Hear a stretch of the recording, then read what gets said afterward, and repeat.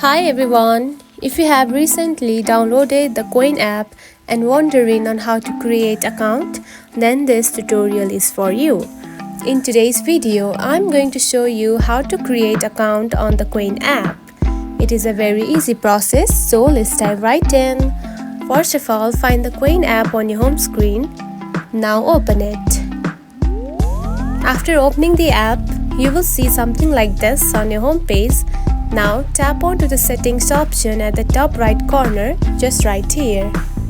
After that, here you can find the option of login or create account.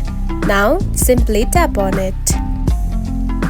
Then to create account, you can simply choose from one of these. Simply tap onto one. And after that, tap on to continue. Then choose one account that you want to create. Then tap on to continue. And now you can see you have created account. So that's it. This is how you can create account in the Qwen app. If you found this video helpful, don't forget to like and subscribe for more tips. Thanks for watching.